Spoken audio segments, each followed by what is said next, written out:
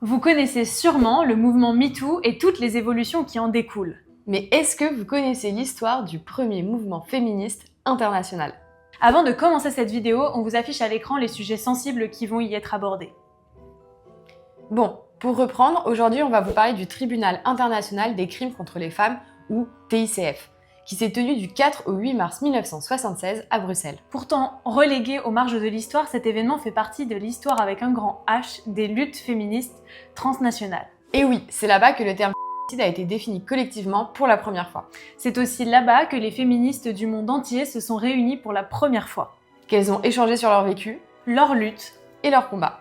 Elles étaient plus de 2000 femmes venues de 40 pays différents. Et, pendant 5 jours, elles ont témoigné de leur expérience dévoilant un phénomène systémique que les institutions, comme les sociétés, continuaient alors d'ignorer. Pour reprendre les mots de Mylène Le Goff, sans qui cette vidéo ne serait pas possible aujourd'hui. Car oui, comme on vient de le dire, le TICF est passé sous les radars et peu d'écrits et de témoignages de cet événement nous sont parvenus. Tout au long de cette vidéo, nous vous lirons des extraits de témoignages publiés en 1976 et rendus possibles grâce au livre Le Tribunal des crimes contre les femmes, un événement fondateur du féminisme de Mylène Le Goff. C'est grâce à la lecture de son livre que la vidéo est possible aujourd'hui. Vous pouvez retrouver le lien de la maison d'édition en description. C'est parti, dans le prochain quart d'heure, on remonte le fil de l'histoire pour retourner au commencement du féminisme international.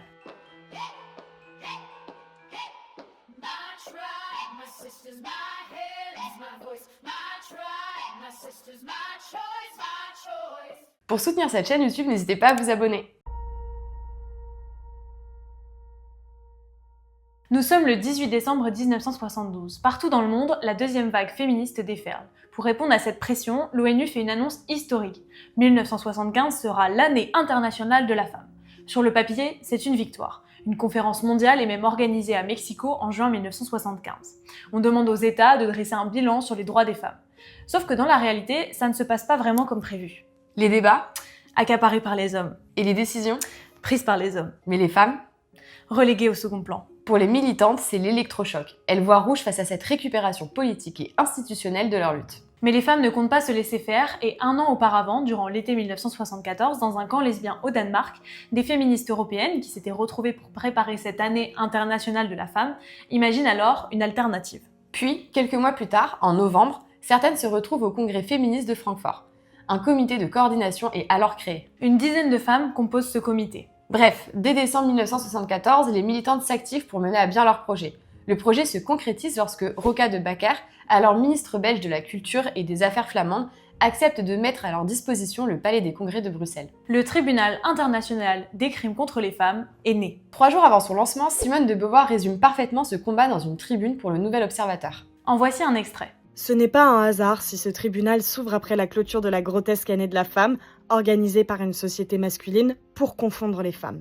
Les féministes réunies à Bruxelles entendent prendre leur destin en main. Elles ne sont désignées ni par les partis, ni par les nations, ni par aucun groupe politique ou économique. C'est en tant que femmes qu'elles s'exprimeront. En effet, quel que soit le régime, la loi, la morale, le milieu social dans lequel elles se trouvent, toutes les femmes souffrent d'une forme spécifique d'oppression.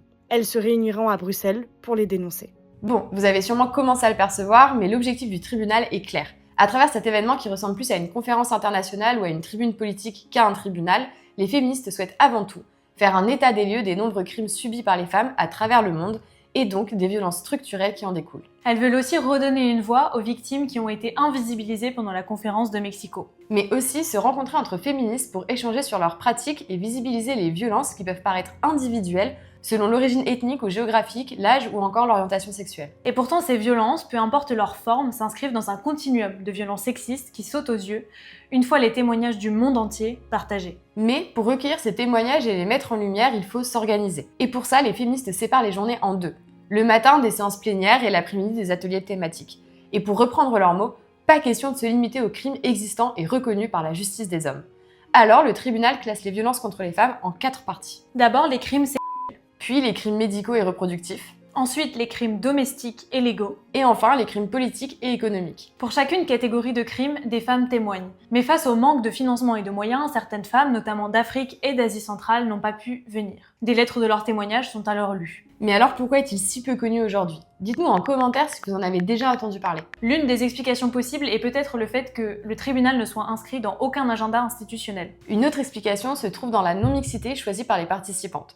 Au début du tribunal, les organisatrices ont demandé aux journalistes hommes de quitter la pièce et ne laisser entrer que les journalistes femmes, ce qui peut se comprendre au vu de la dureté de certains des témoignages. Mais voilà, ces messieurs des rédactions n'ont pas apprécié, et les femmes ayant que trop peu leur mot à dire dans les rédactions, le tribunal n'a pas beaucoup été couvert par la presse. Maintenant que le contexte et les enjeux sont posés, nous allons vous partager certains témoignages et leur impact. Tout comme Mylène Le Goff dans son livre, nous allons choisir d'organiser cette vidéo autour de la classification des crimes contre les femmes faite par le tribunal. La vidéo est organisée en chapitres que vous trouverez en bas de l'écran. Si certains sujets sont trop sensibles, n'hésitez pas à passer au chapitre suivant.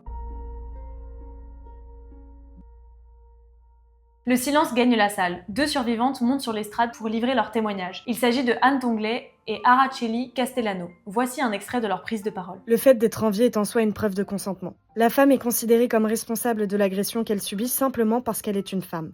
Et nous nous sommes rendus compte qu'il est ordinaire, habituel et normal à certaines heures et dans certaines rues de se faire violer. Les lieux publics appartiennent aux hommes, pas aux femmes. Vous l'aurez compris, Anne Tonglé et Araceli Castellano ont survécu à un viol collectif qui s'est passé 2 ans plus tôt dans les calanques de Marseille. Alors âgés de 19 et 24 ans, le couple de touristes belges décide de porter plainte.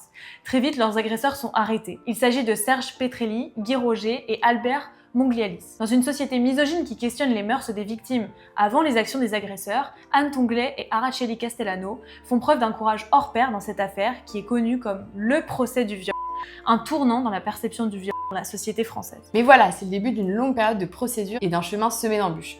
Déjà, lorsque Araceli Castellano et Anne Tonglé portent plainte, elles sont entendues par la juge d'instruction et leur déposition se transforme vite en interrogatoire à charge. Lesbiennes, féministes et naturistes, l'enquête de morale faite par la juge, ce qui est la norme à l'époque, fait des 2 femmes des personnes immorales. La juge classe alors l'affaire en coups et blessures et la renvoie devant le tribunal correctionnel, comme c'est le cas pour la plupart des affaires de l'époque. Mais Anne Tonglé et Araceli Castellano ne se laissent pas faire. Avec le soutien de militantes féministes et de leur équipe d'avocates, dont Gisèle Halimi, les juges leur donnent raison et l'affaire est renvoyée devant la cour d'assises des Bouches-du-Rhône d'Aix-en-Provence. C'est à ce moment-là qu'elles témoignent au tribunal international des crimes contre les femmes. Et le 2 mai 1978, le procès s'ouvre dans une ambiance tendue. Des hommes viennent insulter les soutiens féministes d'Anne et d'Araceli.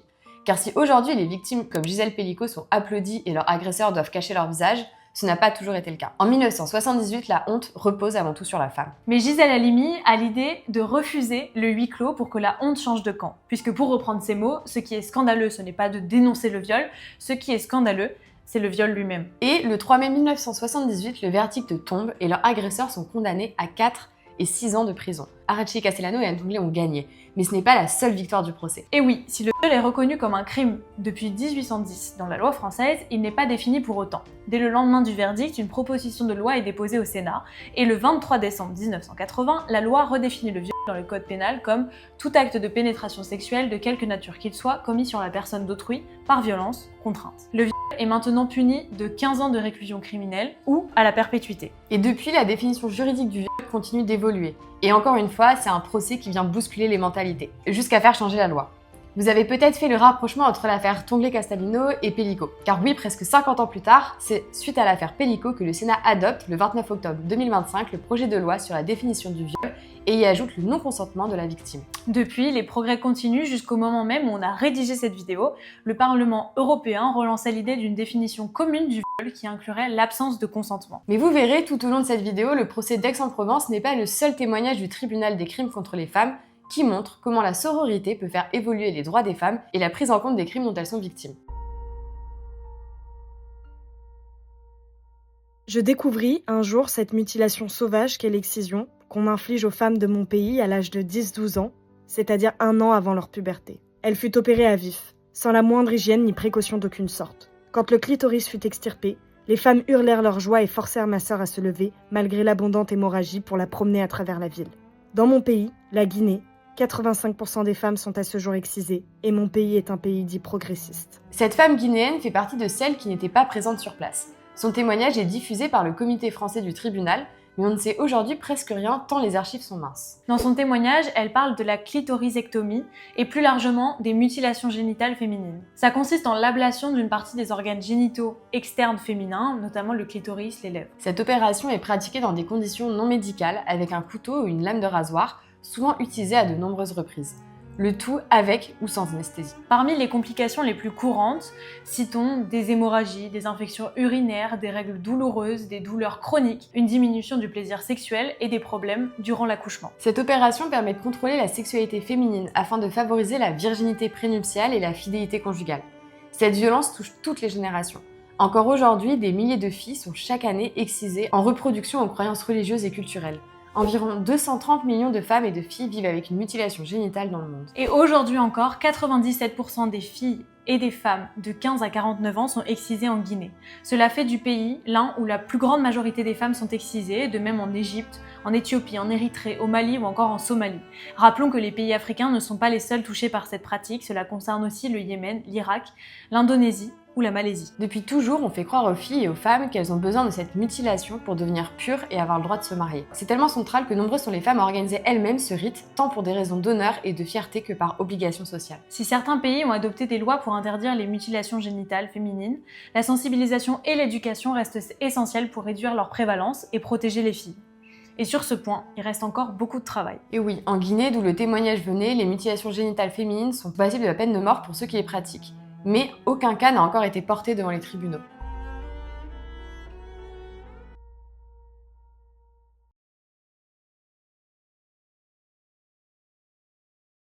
Bonjour. Bonjour la mort. Il y avait un homme tranquille. Il a épousé une femme tranquille. Ensemble, ils ont vécu une vie tranquille. Bonjour. Bonjour police. Je suis une femme seule et j'ai peur. Mon ex-mari veut me tuer. Ne craignez rien, madame. Il sera recherché. Il était trop tard quand il s'est fait prendre. Un jour, un homme tranquille a tiré 3 fois dans le dos de sa femme tranquille. Il a aussi tiré sur son ami.